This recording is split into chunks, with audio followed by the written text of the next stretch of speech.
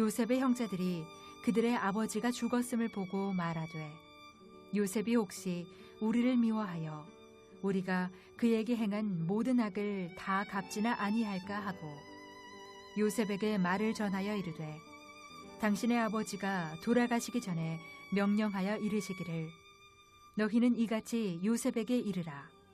내 형들이 내게 악을 행하였을지라도 이제 바라건대 그들의 허물과 죄를 용서하라 하셨나니 당신 아버지의 하나님의 종들인 우리 죄를 이제 용서하소서 하매 요셉이 그들이 그에게 하는 말을 들을 때에 울었더라.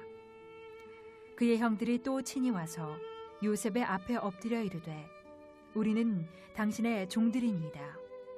요셉이 그들에게 이르되 두려워하지 마소서. 내가 하나님을 대신하리이까. 당신들은 나를 해하려 하였으나 하나님은 그것을 선으로 바꾸사 오늘과 같이 많은 백성의 생명을 구원하게 하시려 하셨나니 당신들은 두려워하지 마소서. 내가 당신들과 당신들의 자녀를 기르리이다 하고 그들을 간곡한 말로 위로하였더라. 잘 아시는 유영철이라는 사람이 있습니다. 사진 한번 띄우시겠습니까?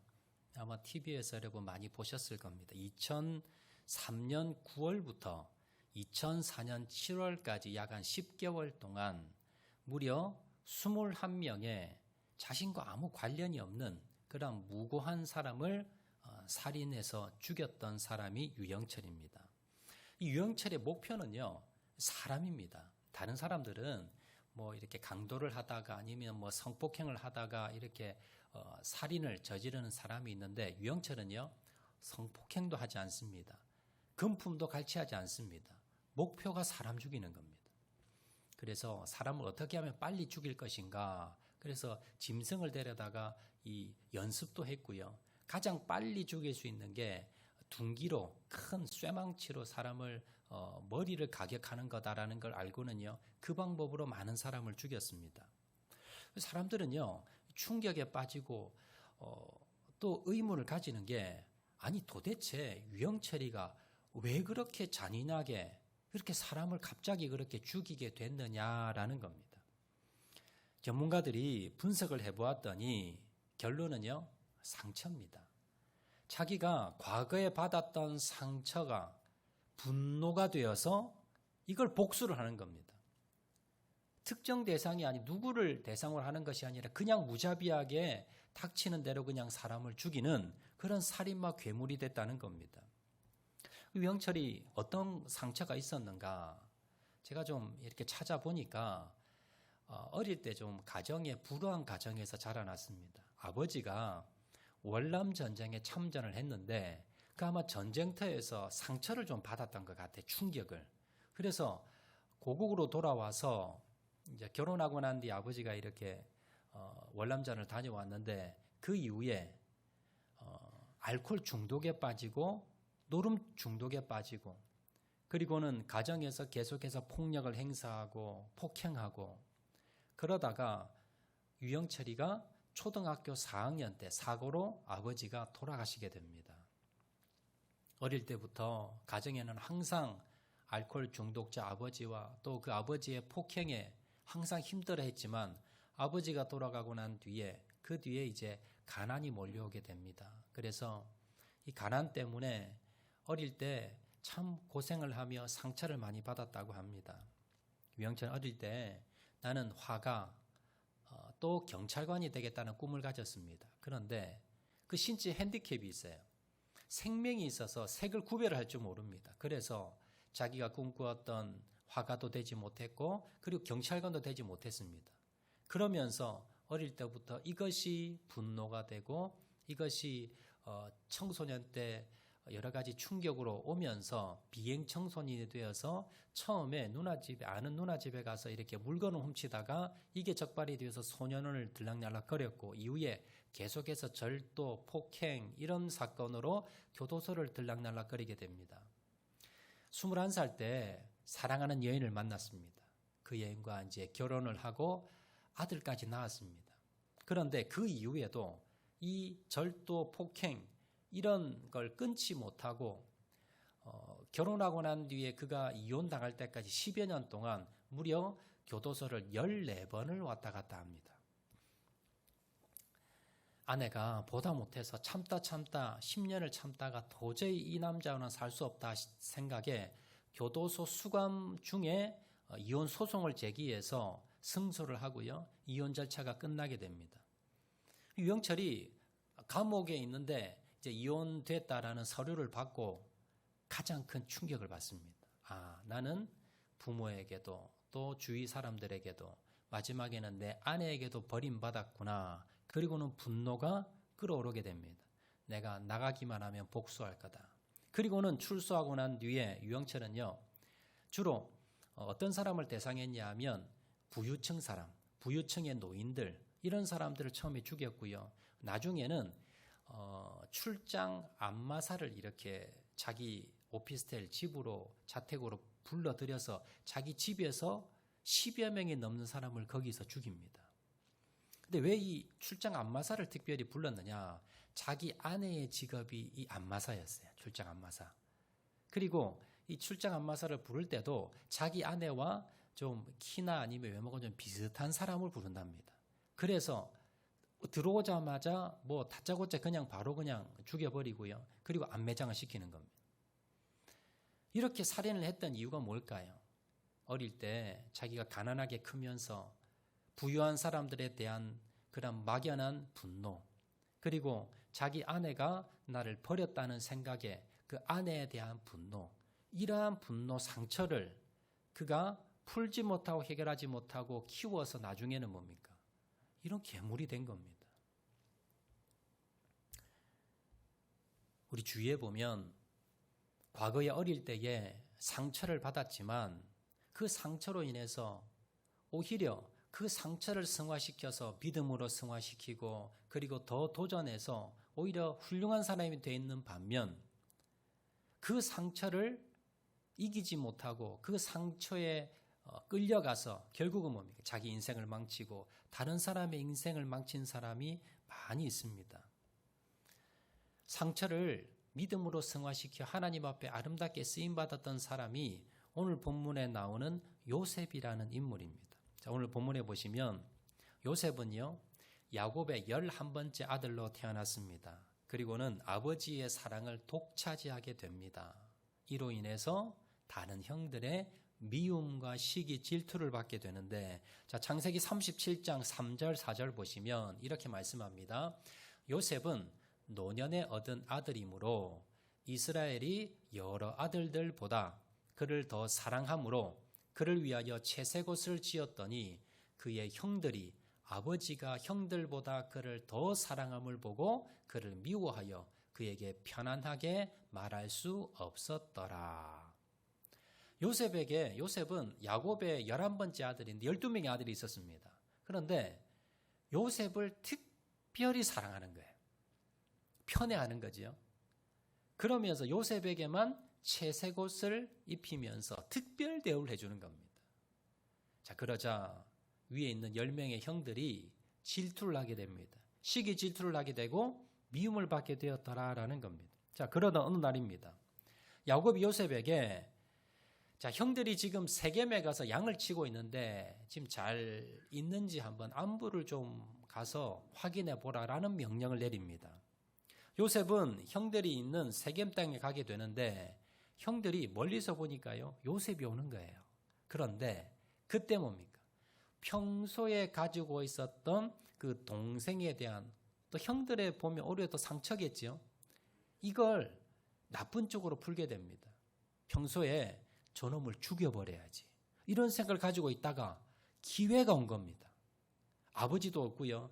이 허벌판에 동생을 죽여도 아무도 모릅니다. 그래서 구덩이를 파서 처음엔 죽이려고 했다가 결국 나중에는요, 은 20세겔을 받고 노예로 팔아버립니다. 그리고는 아버지에게 그 요셉의 짐승의 피를 묻혀서 아버지, 이 요셉이 지금 우리를 찾으러 오다가 죽은 것 같습니다라고 하면서 아버지에게 거짓말을 하게 되지요. 요셉은 이 형들의 질투로 인해서 어린 나이에 청소년 나이에 버림받게 됩니다. 그래서 노예로 애굽에 팔려가게 되는데 거기에서 행복했느냐? 또 그렇지 않습니다. 노예 생활 자체가 불행한 데다가 또 보디발이라는 친위대장, 바로의 친위대장 집에, 장군 집에 팔려가게 되는데 그 보디발 아내의 모함으로 말미암아 또 거기에서 어디로 갑니까? 감옥소로 갑니다. 그때 노예가 감옥에 간다는 건요, 평생 그냥 감옥에서 썩어서 죽을 겁니다. 근데 밖에 나오지 못합니다. 거기서 언제 죽을지 모르는 그런 상황입니다. 여러분, 이렇게 요셉은 뭐 유영철보다도요, 어떤 사람들보다 더 큰 상처를 받았던 사람이 요셉입니다. 그런데 결론적으로 여러분 아시듯이 요셉은요, 그 상처 때문에 보복하지 않습니다. 인생이 망가지지 않습니다. 오히려 이 고난 때문에 애굽의 총리가 되고요, 그 당시 굶어 죽는 사람을 다 살리게 됩니다. 자기 가족을 살리게 됩니다. 하나님께 위대하게 쓰임받게 되었다는 겁니다. 우리도 인생을 살다 보면 가족이나 주위 사람들을 통해서 상처받을 때가 있습니다. 부모님에게 폭행당할 때도 있고요, 부모님에게 버림받는 그런 상처받는 사람도 있습니다. 요셉처럼 형제들에게 학대받고 상처받는 사람도 있습니다. 학교에서 선생님이나 아니면 친구들에게 상처받는 사람도 있습니다. 왕따를 당하는 사람도 있습니다. 이별의 상처, 이혼의 상처, 사별의 상처, 실패의 상처, 학대의 상처, 질병의 상처, 수많은 그러한 상처와 그러한 고통을 안고 살아가는 게 우리 인생입니다. 자, 그런데요, 이 상처가 무서운 것은 마음의 상처, 여러분 몸의 상처는 그냥 지나고 나면 뭐 상처는 좀 남지만 이게 뭐 크게 영향을 미치지는 않습니다. 나중에 다 낫고 나면. 그런데 마음의 상처는 어떤 거냐 하면 이게 평생을 따라다닙니다. 내가 오래돼서 기억은 잊어버렸는데 이 마음의 상처를 따라서 누가 오느냐 하면 사단이 내 마음의 상처를 타고 들어옵니다. 그래서 나를 하나님 관계를 깨버리고요, 하나님의 말씀 믿음으로 행하려고 하는 걸 깨버리고 나를 뭡니까? 나를 계속해서 나락으로 끄집어 내립니다. 그리고 가정을 깨어버리고 내 인생을 깨어버리고 그리고 내 모든 것을 다 앗아가게 만드는 것이 바로 상처라는 겁니다. 신앙인들도 얼마든지 상처가 있습니다. 여러분들 잘 아셔야 되는 건요, 하나님을 믿는다고 내 안의 상처가 저절로 없어지는 게 아닙니다. 우리는 내가 은혜 받았어요, 내가 예수님 믿어요, 내가 신앙생활 이만큼 했고요, 내가 직분도 있고요, 그러면 여러분 안에 상처가 저절로 없어지는 줄 아는데 그렇지 않다는 겁니다. 내가 예수님을 믿어도 내 마음 가운데 예전에 깊이 오래 있던 그 상처는 그대로 있습니다. 이걸 여러분 믿음 가운데 이걸 여러분들이 끄집어내셔서 해결하셔야지, 그냥 내가 덮어두고 묻어두고 신앙생활 열심히 한다고 저절로 없어지지 않더라는 겁니다. 그런데요, 희망을 가질 것은 신앙 안에 믿음 안에서 내가 이 상처를 끄집어내면요, 하나님께 끄집어내면 얼마든지 이건 치유될 수 있고요, 회복될 수 있고, 오히려 그 상처를 통해서 내가 뭡니까? 더 크게 쓰임받을 수도 있습니다. 성경에 보면 다윗이라는 사람은 장인이었던 사울 왕에게 쫓겨다니면서 얼마나 많은 상처를 받았습니까? 그러나 그것으로 자기 인생이 망하는 것이 아니라 오히려 하나님께 믿음의 사람이 되어서 이스라엘의 가장 위대한 왕으로 쓰임받았습니다. 사사 입다라는 사람이 있습니다. 출신이 참 힘들게 태어났습니다. 어머니가 기생이었고요. 그리고 또 서자로 태어납니다. 그래서 자기 지방과 마을에서 쫓겨납니다. 그렇지만 그는요, 거기 좌절하지 않고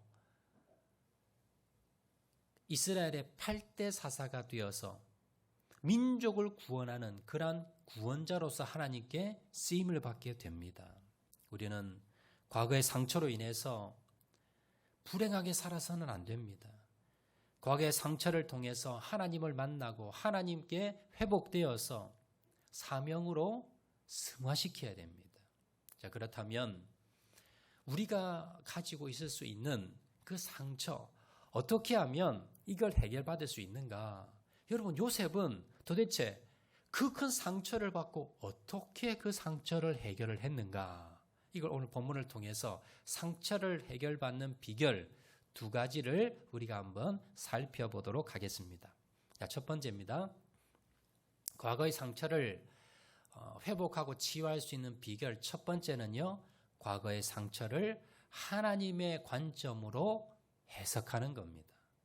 오늘 보면 15절 말씀 보시면 요셉의 형제들이 그들의 아버지가 죽었음을 보고 말하되 요셉이 혹시 우리를 미워하여 우리가 그에게 행한 모든 악을 다 갚지나 아니할까 하고. 야곱이 죽었습니다. 그리고는 이제 형들이 10명의 형들이 공포에 빠집니다. 왜냐하면 동생을 죽이려다 팔았는데 지금 애굽의 총리가 된 겁니다.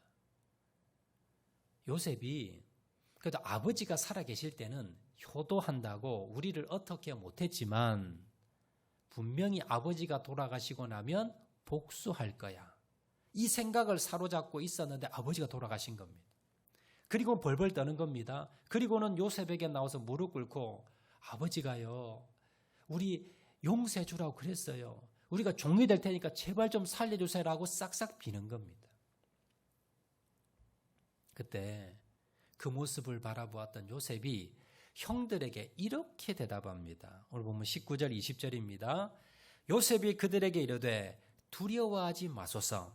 내가 하나님을 대신하리까 당신들은 나를 해하려 하였으나 하나님은 그것을 선으로 바꾸사 오늘과 같이 많은 백성의 생명을 구원하게 하시려 하셨나니. 여기 보시면 요셉은요, 자기의 과거를 어떻게 바라보고 있는가를 알 수가 있습니다.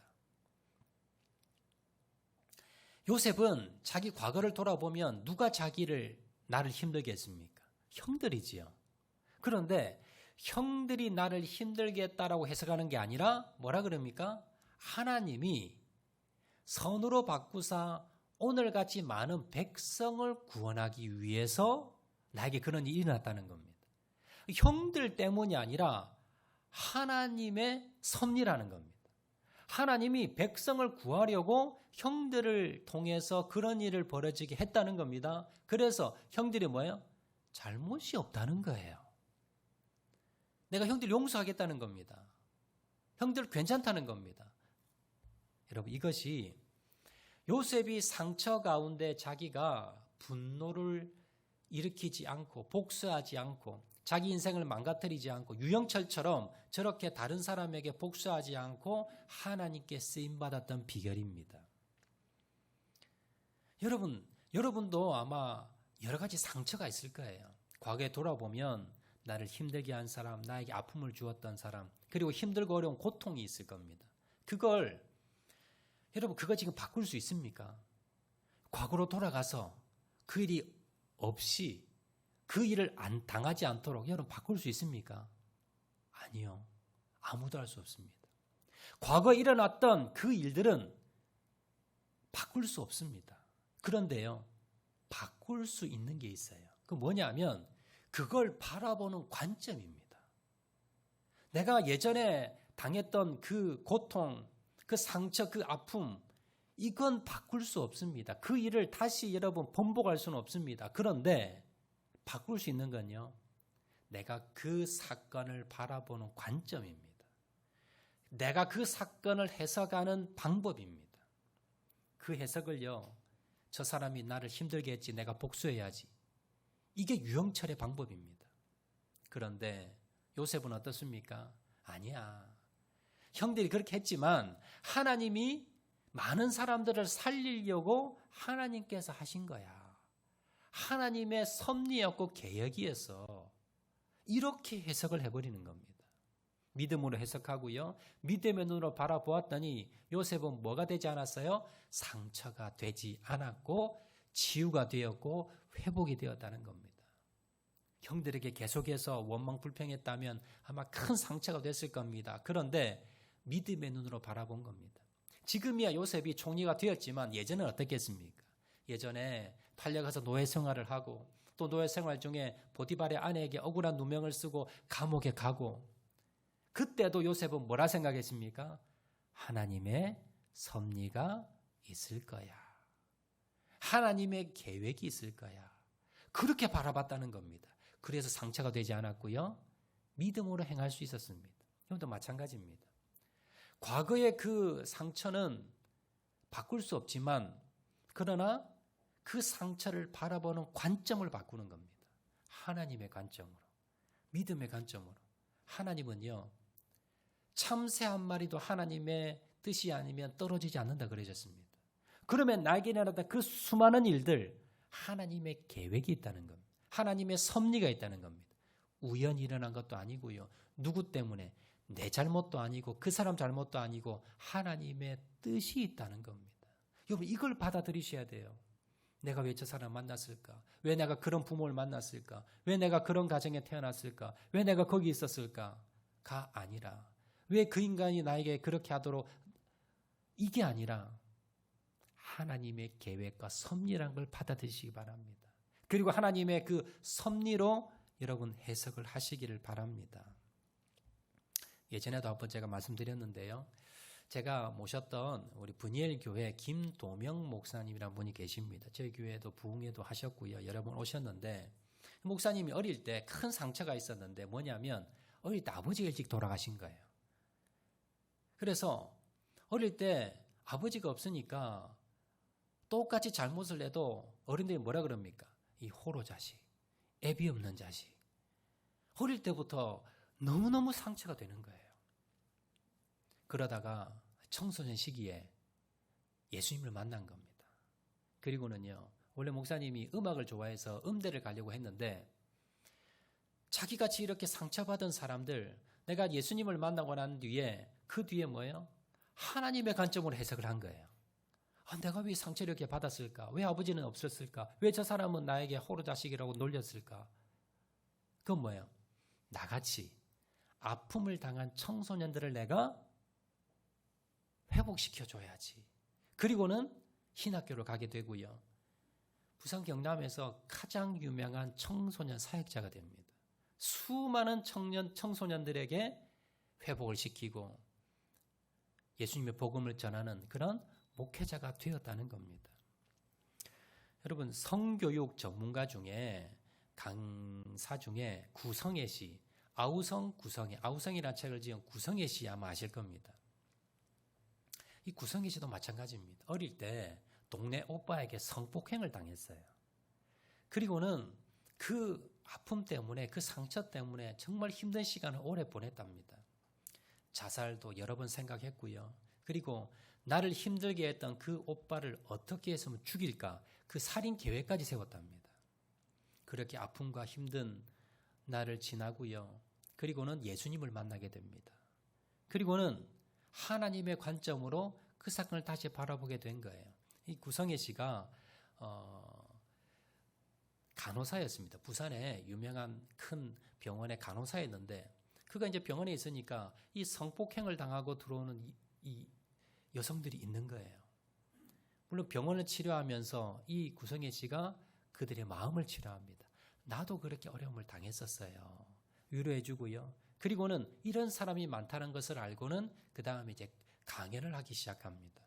그러면서 전국적으로 유명한 그런 강사가 된 겁니다. 그래서 성폭력으로 피해자를 위로하고요. 여러 가지 성교육을 학교마다 또 뭐 여러 가지 단체를 다니면서, 그러면서 많은 사람들에게 유익을 주는 그런 사명자로 바뀌었다는 겁니다. 마음아 넌 누구니라는 유명한 책을 낸 박상미라는 소장님이 계십니다. 상담 쪽에서 유명하신 분인데요. 이분도 마찬가지입니다. 이분이 70년대 태어났는데, 그때 산하 제한 정책, 그래서 2명만 낳으라는 그런 산하 제한 정책이 있어서 자기 이제 셋째로 태어났는데, 어머니가 자기를 임신하고 난데 자기를 이렇게 이제 없애버리려고 여러 번 시도를 했답니다. 그리고 배 안에서도 태아 안에서 상처를 받은 거예요. 태어나서도 별로 그렇게 뭐 좋은 대접을 못 받았겠지요. 태어나지 말았어야 되는 생명으로 태어나서 어릴 때부터 상처를 많이 안고 그렇게 자라났습니다. 어린 시절에 우울증을 앓았고요. 신경정신과를 계속해서 다녔습니다. 24살에는 자살까지 시도를 하게 됩니다. 자, 그러다가 그가 예수님을 만났습니다. 그리고는 회복이 됐습니다. 그리고는요, 내가 나처럼 힘들고 어려운 사람들을 위해서 내가 헌신해야지 라고 하고는요, 상담학을 그가 공부를 하게 됩니다. 그리고 이제 독일에 박사학위를 받으러 이제 공부를 하게 되는데 거기에서 우리나라에서 이방에 간 사람들을 만난 거예요. 근데 상처가 너무 많은 겁니다. 그래서요, 그들을 위해서 돕고 그러면서 한국에 와서 미혼모를 도우면서 재소자 6만 명을 대상으로 치유를 했다고 합니다. 그래서 많은 책을 집필을 하면서 많은 힘들고 어려운 상처난 사람을 위해서 쓰임받고 있다는 겁니다. 여러분, 이렇듯이 우리가요, 그 상처를 어떻게 바라보느냐에 따라서 이것이 나에게 유익이 될 수도 있고 나를 무너뜨릴 수도 있다는 겁니다. 여러분, 과거에 여러분 상처를 한번 돌아보시고요. 이것을 다시 여러분 해석을 하셔야 돼요.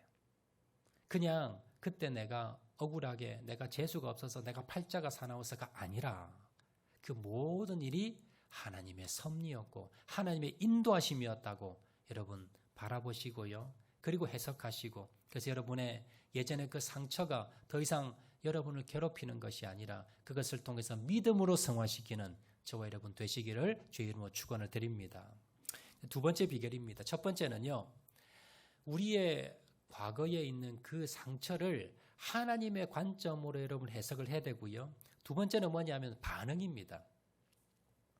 해석은, 그 상처는요, 해석과 반응이 중요하답니다. 해석은 어떻게 해석한다? 하나님의 관점으로 해석한다. 그리고 이제 그 상처에 대한 반응은 뭐냐면 우리가 어떤 행동을 해야 되냐면 용서를 해야 됩니다. 그래서 두 번째 비결은요, 상처 준 사람을 용서해야 됩니다. 오늘 본문 21절 말씀 보시면 이렇게 말씀합니다. 당신들은 두려워하지 마소서. 내가 당신들과 당신들의 자녀를 기르리이다 하고 그들을 간곡한 말로 위로하였더라. 지금 벌벌 떨고 있는 형들에게 요셉이 또 다른 말을 합니다. 무슨 말을 하냐면, 형님 걱정하지 마세요. 내가 형님들 다 책임지고 그리고 형님들의 자녀들, 조카들이죠. 오늘로 말하면 조카들 내가 다 먹여 살리고 내가 공부 다 시키고 내가 유학 다 보내고 내가 직장까지 다 알선해 줄게요. 걱정하지 마세요 형님들 라고 하면서 안심을 시키는 겁니다. 여기서 봤을 때 요셉은요, 그냥 입 발린 말로 그냥 형들을 괜찮다고 말하는 것이 아니라 진심으로, 마음의 진심으로 이 형들을 용서한 겁니다. 그리고 한 발 더 나가서 사랑하는 겁니다.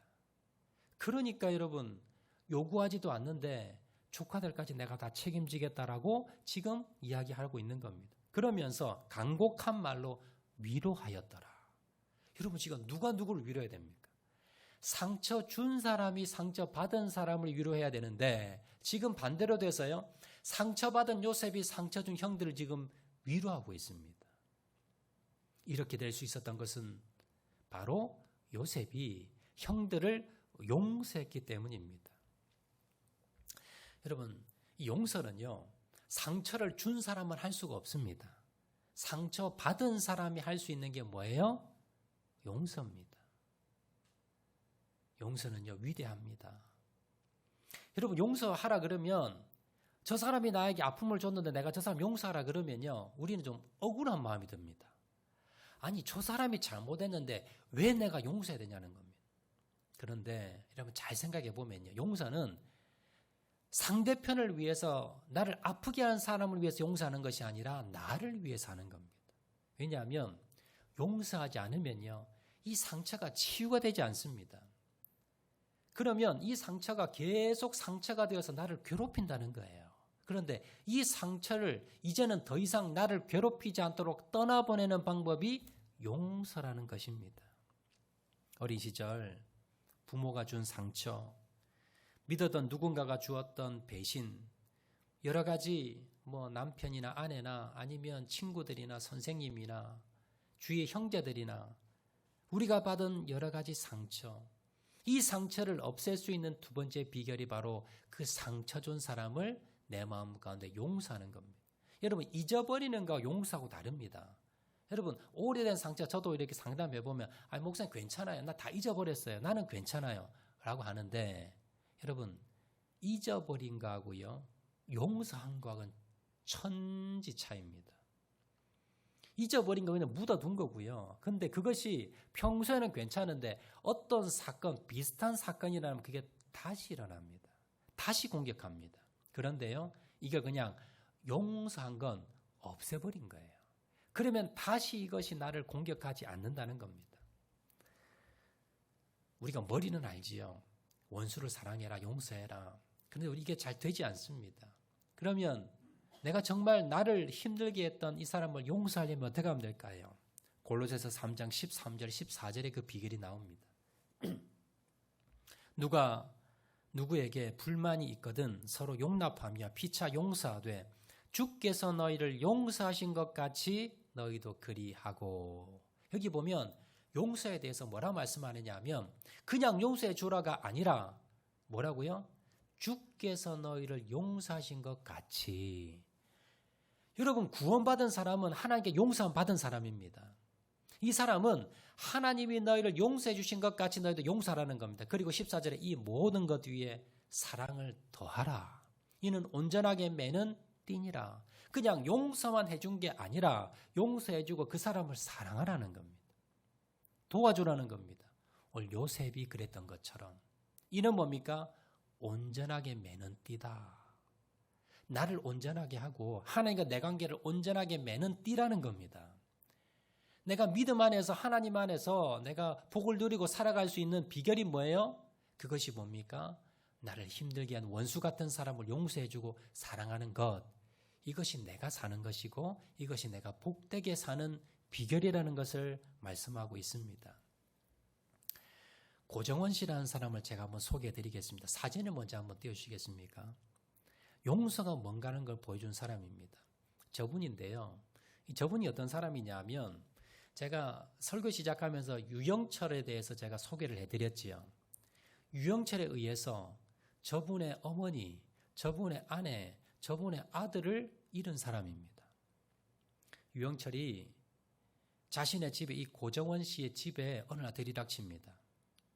나이 많으신 노모 어머니가 계셨고요. 자기 아내가 있었습니다. 그리고 3대 독자 자기 아들이 있었습니다. 그런데 유영철이 들어왔어요. 둔기를 가지고 이 3명의 가족들을 그 자리에서 무참하게 때려 죽였습니다. 그리고 몇 달 뒤에 범인이 잡혔습니다. 그 사람이 누구냐? 유영철입니다. 여러분, 이 고정원 씨가 자기 어머니 돌아가시고 죽고 아내 죽고 아들이 죽고 그냥 죽는 게 문제가 아니라 정말 너무 어처구니 없이 죽었잖아요. 아무런 관련도 없는데 그냥 들어와서 망치로 때려 죽인 겁니다. 하루하루가 지옥이었답니다. 자기도 죽고 싶은 생각을 매일마다 했답니다. 그렇게 너무나 힘들고 힘들어서 그가 했던 게 뭐냐면 성경을 읽은 겁니다. 성경책을 그냥 하염없이 그냥 읽었답니다. 한 번 읽고, 2번 읽고, 3번 읽고, 그리고는요, 그의 마음이 평안을 찾았어요. 그리고 놀랍게도 그 마음 가운데 드는 생각이 뭐냐? 용서해주고 싶다는 겁니다. 유영철을. 영상을 통해서 이분 한번 만나보도록 하겠습니다. 영상 한번 틀어주시기 바랍니다.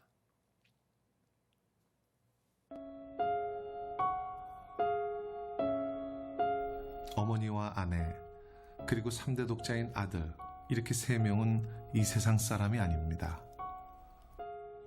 구기동의 한 단독주택에 침입한 유 씨는 85살 강모 할머니와 며느리 60살 이모 씨, 손자 35살 고모 씨 등 일가족 연쇄살인범 유영철에 의해 무참히 살해된 것입니다. 대법원에서 사형이 확정된 유영철은 아직도 살아있습니다.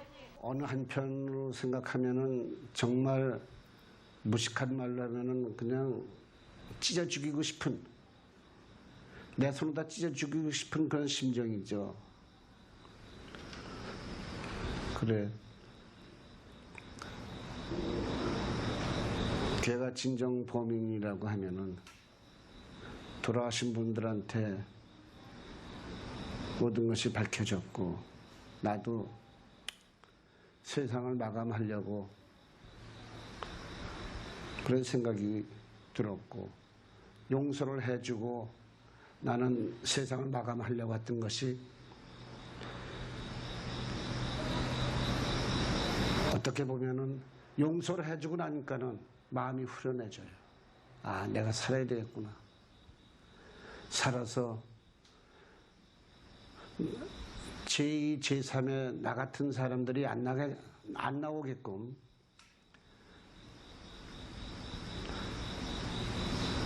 조그마한 일이라도 했으면 하는 그런 마음뿐입니다.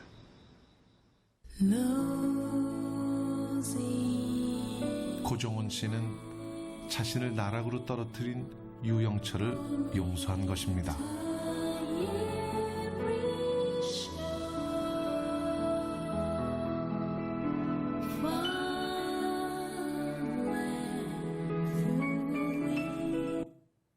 이 고정원 씨는요, 자기의 어머니, 아내, 사랑하는 3대 독자 아들, 이 세 가족이 무참하게 살해당했는데 그 범인이 잡혔는데 너무나 가슴이 아픈 겁니다. 그런데 그 마음 가운데 자살해 죽고 싶고 정말 살 수 없는 그 상황 가운데에서 성경 말씀을 통해서 하나님을 만났습니다. 그리고 그 마음 가운데 용서해 주고 싶은 마음이 생기더라는 겁니다. 그래서 이 고정원 씨는요, 유영철을 위해서 영치금도 넣어주고요. 그리고 국가에 탄원서를 냅니다. 유영철을 사형시키지 마세요. 라고 탄원서까지 내게 됩니다. 그리고 유영철을 용서했다는 말을 이제 유영철이가 듣게 되는데요. 유영철이 다른 사람을 통해서 이 고정원 씨에게 이렇게 편지를 보냈답니다. 그 한 대목을 제가 한번 읽어드리겠습니다. 고정원님처럼 사랑의 끝이 어디인가를 보여주는 분도 계시다기에 그저 놀라울 뿐입니다. 이 못난 사람의 글 좀 전해주십시오. 너무나 죄송하고 감사한 마음에 놀랄 수도 없을 정도로 많은 감동이 앞섭니다. 유영철이 쓴 글입니다. 여러분, 괴물 같았던 유영철이 자기는 더 죽이고 싶다고 잡혔을 때 그렇게 말했답니다. 그런 유영철이 이렇게 바뀌었어요. 뭐 앞에? 용서라는 그 앞에. 그리고 또 이 고정원 씨가 아까 영상에도 보았지, 뭐라 그럽니까? 그냥 죽으라 그랬는데 용서해 주었더니 오히려 뭐예요? 자기가 살더라는 겁니다. 자기가 회복이 되더라는 겁니다. 죽고 싶은 마음뿐이었는데 용서를 진짜 해주니까 내 마음에 편안이 오더라는 겁니다. 내가 살고 싶은 생각이 들고 이제 내 같은 사람이 더 없기를 바라면서 작은 일이라도 하고 싶은 생각이 살고 싶은 생각이 들더라는 겁니다. 회복이 된 거지요. 이렇습니다. 여러분, 나를 힘들게 한 사람 아마 한두 사람씩 다 있을 겁니다. 정말 저 고정원 씨처럼 내가 내 손으로 찢어 죽이고 싶은 사람도 아마 있을 겁니다. 그런데요, 그 사람이 있으면 있을수록 내 마음이 찢어집니다. 내 인생이 무너지고 내 영혼이 병들어 갑니다. 그래서요, 내가 살기 위해서 어떻게 해야 됩니까? 용서해 줘야 됩니다. 그리고 하나님 말씀처럼 사랑해 줘야 됩니다. 그러면요, 내 영혼이 풍성해집니다. 내가 하나님의 쓰임을 받을 수 있습니다. 하나님의 복을 더 누릴 수가 있습니다. 이것이 내가 사는 비결임을 여러분 기억을 하셔야 됩니다. 말씀 맺도록 하겠습니다. 여러분, 과거의 상처로 인해서 불행한 현재를 살아가는 사람 너무나 많습니다. 과거의 상처 때문에 믿음 생활 오래 하지만 그 믿음이 들어가지 않고 괴로워와 힘들어하는 사람 너무나 많습니다. 어떻게 하면 그 과거의 상처로 벗어날 수 있을까요? 그 과거의 상처 때문에 여러분, 내가 더 이상 이제 고통을 당하지 않으려면 어떻게 하면 될까요? 첫 번째는요, 내가 경험했던 그 과거는 돌이킬 수 없지만, 바꿀 수 없지만 그걸 하나님의 관점으로 해석하는 겁니다. 그게 내 잘못도 아니고 그 사람 잘못도 아니고 하나님께서 뭔가 계획이 있을 거야. 하나님의 뜻이 계실 거야. 하나님이 협력해서 선을 이루기 위해서 그런 일을 나에게 겪게 했을 거야. 그걸 통해서 내가 기도 자리로 나갔고, 내가 겸손해졌고, 내가 더 주님께 엎드리게 되었고, 내가 주님을 만나게 되었고. 여러분, 믿음으로 해석하시는 겁니다. 절대로 원망하지 마시고요. 불평하지 마시고 그 모든 일을 믿음으로 다시 해석하는 겁니다. 앞에도 말씀드렸듯이 그냥 덮어놓는다 해결되는 게 아닙니다. 여러분, 기억나게 해달라고 기도하시고요. 그 기억난 억울한 일들, 상처난 일들을 하나님의 관점으로 하나하나 다시 다 해석해서 다시 집어넣으세요. 그러면 이것이 더 이상 나에게 상처가 되지 않는다는 걸 기억하시고, 두 번째는요, 상처를 주었던 사람 용서하는 겁니다. 내가 그냥 농사한다고 애쓴다고 용을 쓴다고 용서가 안 됩니다. 뭘 묵상합니까? 주님께서 나를 용서해 주신 사건을, 그 십자가를 여러분 묵상하시기 바랍니다. 십자가의 고통을 통해서 주님께서 나를 용서해 주셨지. 내가 얼마나 죄인이었고 내가 어떤 사람이었는가를 기억하면서 그 주님의 사랑을 묵상하시기 바랍니다. 하나님의 말씀을 묵상하시기 바랍니다. 그러면요, 내 마음 가운데 용서의 마음이 들 겁니다. 내 마음이 아니라 주님 주시는 마음입니다. 여러분, 그 마음으로 용서하시고요, 여러분 사랑하시기 바랍니다. 그게 내가 사는 길이요, 내 가정이 사는 길이요, 그리고 이 나라 민족이 사는 길이라는 것을 여러분 꼭 기억하시기 바랍니다. 그래서 이제는 이후부터는 내가 상처에 끌려다니는, 그리고 상처 때문에 넘어지는 인생이 아니라 그 상처를 딛고 일어서서 그 상처가 별이 되어서 하나님 앞에 아름답게 쓰임받는 저와 여러분 되시기를 주의 이름으로 축원을 드립니다. 우리 말씀 생각하면서 한번 찬양하도록 할까요? 마음이 상한 자를 고치시는 주님, 우리 다 같이 한번 찬양하도록 하겠습니다.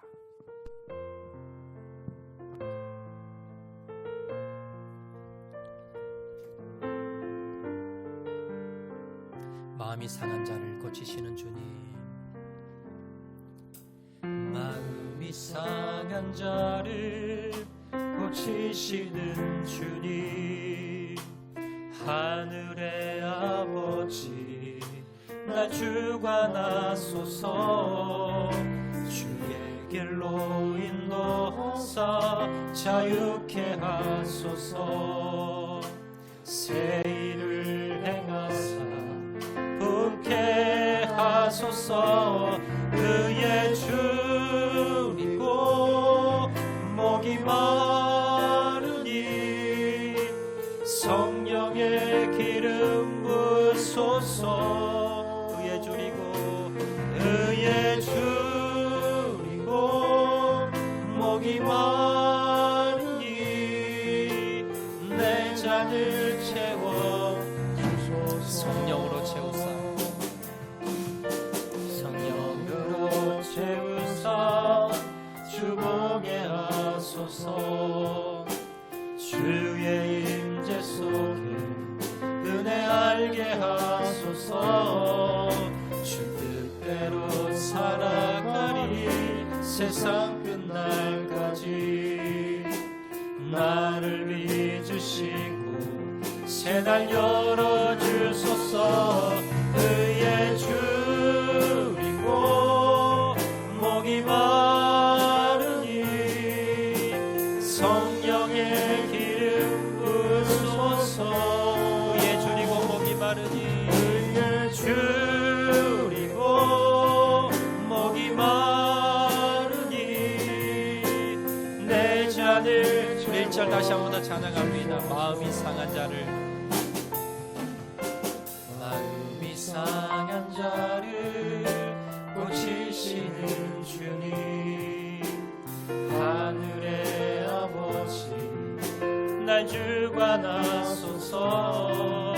주의 길로 인도하사 자유케 하소서. 새 일을 행하사 분케. 의의 줄이고 목이 마른 의의 줄이고 목이 마르니 성령의 기름 부소서. 의의 줄이고 목이 마르니 의의 줄이고 목이 마르니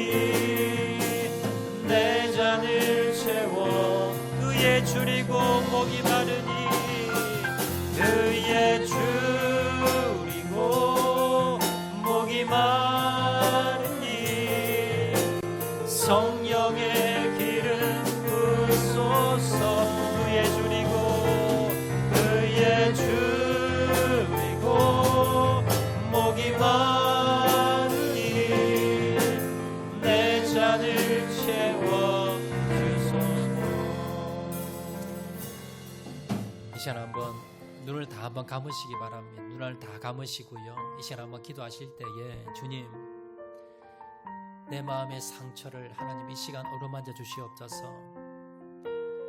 내가 잊고 있었던 상처가 있다면 이 시간 하나님 기억나게 하시고, 그 상처가 나를 이제 괴롭히는 것이 아니라 그 상처를 하나님의 관점으로 내가 다시 해석할 수 있도록 은혜 베풀어 주시옵소서. 나를 힘들게 했던 사람, 기억날 때 나를 더 이상 이제 힘들게 하지 않기 위해서 이제 그 사람을 용서하기 원합니다. 그러나 주님, 나는 용서할 수 있는 능력 없습니다. 이 시간 주님의 그 사랑을 바라보게 도와주시고 주님의 능력으로 용서할 수 있는 힘을 다하여 주시옵소서. 그래서 하나님, 이제 더 이상 그 상처가 나를 괴롭히지 않도록 도와주시고, 내 인생을 무너뜨리지 않도록 도와주시고, 내 가정을 무너뜨리지 않도록 도와주시고, 이제 하나님 상처에 벗어나서 그 상처가 별이 되어서 하나님 앞에 아름답게 쓰임받는, 이제는 그 원수를 사랑할 수 있는 자를 낼 수 있도록 은혜 베풀어 주시옵소서. 이 시간 조용하게 우리 주님 앞에 기도하면서 우리 상처를 치유받는 시간 다 같이 한번 가지도록 하겠습니다. 다 같이 한번 기도하겠습니다. 사랑과 은혜가 많으신 아버지, 이 시간 내 아픔과 상처를 하나님 끄집어냅니다. 나를 힘들게 했던 그 사람, 내가 힘들었던 그 상처, 하나님, 내가 이제 하나님의 관점으로 다시 보게 도와주시옵소서. 하나님의 관점으로, 하나님의 마음으로 다시 바라보게 도와주시고, 주님이 주신 그 사랑으로 용서하게 도와주셔서 이제 그 상처에 얽매이지 않게 도와주시고, 그 상처를 벗어나게 도와주시고, 하나님, 이제 그 원수까지 사랑할 수 있는 마음을 주셔서 그 상처가 별이 되어서 하나님 앞에 아름답게 쓰임받기를 원합니다. 하나님, 이 시간 우리 마음 가운데 찾아와 주셔서 내 마음을 붙잡아 주셔서 내 상처를 치유하여 주시옵소서. 내 상처를 어루만져 주시기 원합니다. 내 마음을 회복시켜 주시길 원합니다. 하나님 역사해 주시고, 하나님 은혜 베풀어 주시고, 하나님 함께 해주시길 간절히 바라고 소원하오니,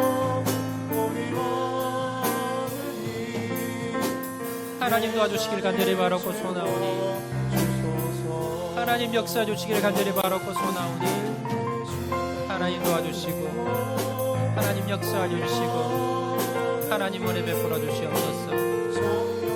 하나님 우리 마음 어루만져 주시기 원합니다. 하나님 내 마음 어루만져 주시기 원합니다. 내 마음의 상처를 어루만져 주시고 이 시간 회복의 영이 일어나게 도와주시옵소서. 주님, 의에 줄이고 목이 마르니 의에 줄이고 목이 마르니 성령의 기름 부으소서. 의에 줄이고 목이 마르니 내 잔을 채워 주소서. 사랑과 은혜가 많으신 아버지, 내가 과거의 상처 때문에 힘들어하고 아파하고 내 인생이 걸림돌이 되고 내 가정이 날마다 전쟁터가 되고 우리의 공동체가 날마다 무너졌던 것, 이 시간 회개합니다. 주님, 이제는 내가 그 상처에서 벗어나기 원합니다.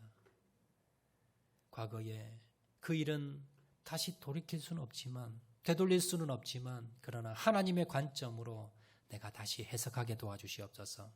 하나님의 관점으로 다시 바라보게 도와주시옵소서. 그래서 그것이 불행이 아니라 오히려 나에게 복된 일이고 하나님의 섭리 가운데 일어났던 일이라는 것을 받아들이게 도와주시고, 나를 힘들게 했던 사람 이제는 용서하게 도와주시옵소서. 주님께서 나를 용서해 주신 것처럼 용서의 마음을 주셔서 이제는 그 사람을 용서할 수 있도록 은혜 베풀어 주시고, 내가 이제는 그 상처를 떠나보낼 수 있도록 은혜 베풀어 주시옵소서. 내 마음에 기억하지 못하는 그러한 상처가 있다 하면 기억나게 도와주시고, 그 상처 때문에 내가 더 이상 힘들지 않게 도와주시고, 상처를 치유하고 회복하여서 이제는 그 상처가 별이 되어서 하나님 앞에 아름답게 쓰임받는 사명으로 변할 수 있도록 은혜 베풀어 주시옵소서. 상처를 다 털어내고 하나님 앞에 이제는 사랑의 충만함 가운데 주님 앞에 쓰임받는 죄를 나들 수 있도록 은혜 베풀어 주시옵소서. 모든 말씀 예수님 이름으로 기도합니다. 아멘.